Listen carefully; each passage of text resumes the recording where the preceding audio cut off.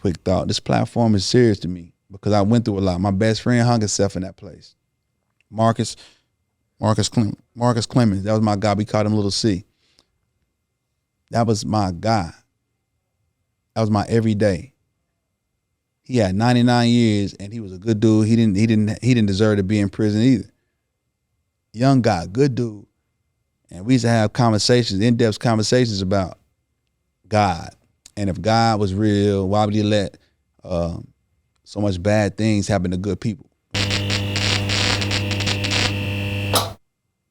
The laws of attraction, manifestation. If you don't understand what it is, look it up. I advise everybody to really pay attention to who they are. I advise everybody to really take time to mind who they are and what they feel.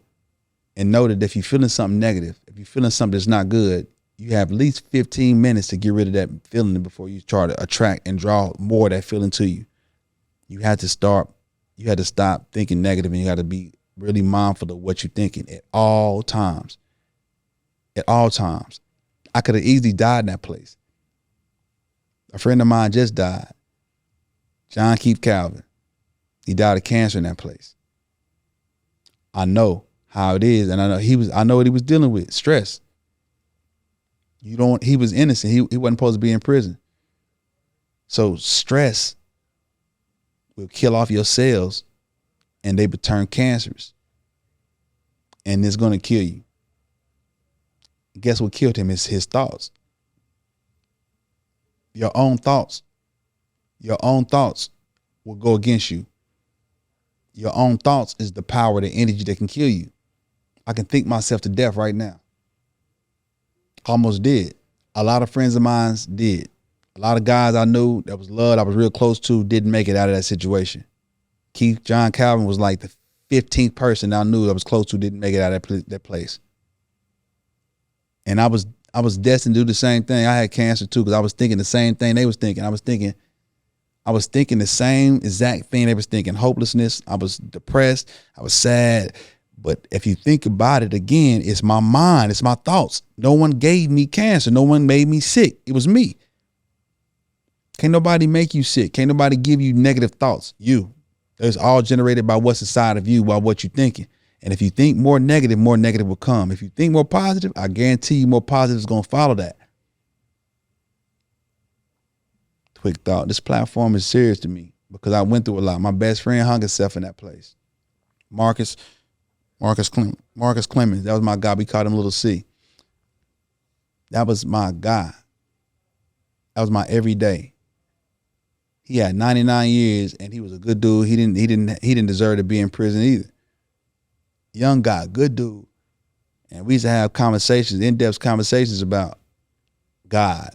And if God was real, why would he let so much bad things happen to good people? Like, that was his main thing. He was bent on that. He kept asking about it over and over again. Like, we had these conversations like, I don't understand God. If he loved us so much, why would he allow us to go through such difficult times, right? So one day we was together, me and Lil C, and we was both max custody. So we both had a lot of time. I had 2 life sentences. He had 99 years. So in that kind of situation, when you got a lot of time, you stand the max. So I was able to work my way to the medium facility. And I got to the medium and he stayed in the max. And I was there, the medium, for like 2 months. It wasn't even like 2.5 months. And they had told me that he had hung himself. And he was a tall guy. He was like 6'4". And those cells were like small cells you could stand up in. So if he hung himself in a cell, he could have just stood up and saved his own life. But he was so desperate to get out of that situation. And the way his thoughts he couldn't gather enough energy and enough thought to save himself, that he thought that was the only way out. So he took his life. And ever since then, and that was like 2007. Ever since then, I've always made it my mission to be a voice of reason. So I always call myself the voice for the voiceless, because I always replay those conversations we used to have. And I used to always be like, well, if I had something to share with him, it'd be cool. I mean, at the time I didn't, because I was confused like he was.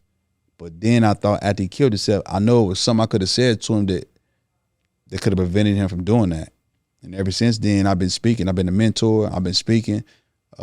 This was the birth of Quick Thought. This is what led up to this. This was years ago before I even got out of prison. Then when I got out of prison, I just started speaking. And I wasn't charging nobody for anything. I was just thinking it was a word or two within what I was going to speak about that would save somebody. And that's what I've been doing that.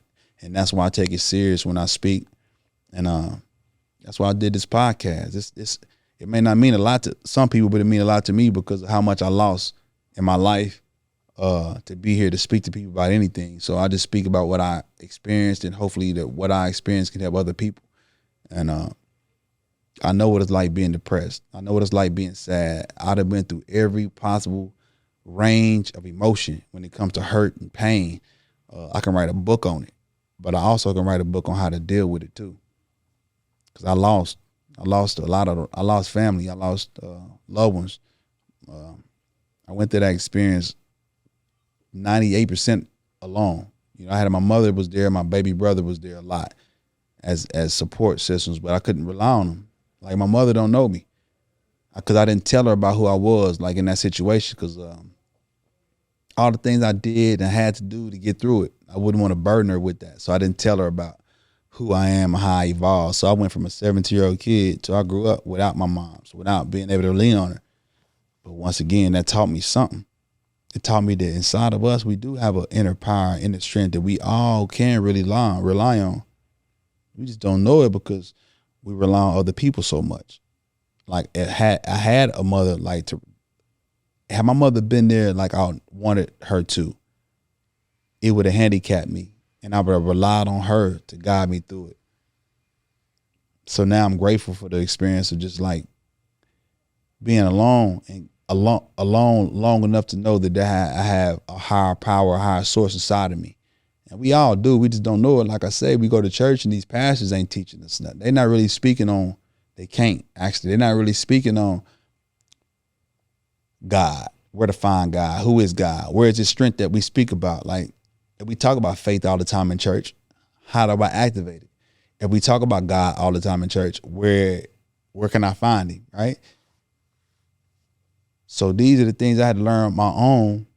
I found strength, I found peace, and I found prosperity in these things. So that's why I share, because I know this is going to help somebody else. I know that everything I went through wasn't for me.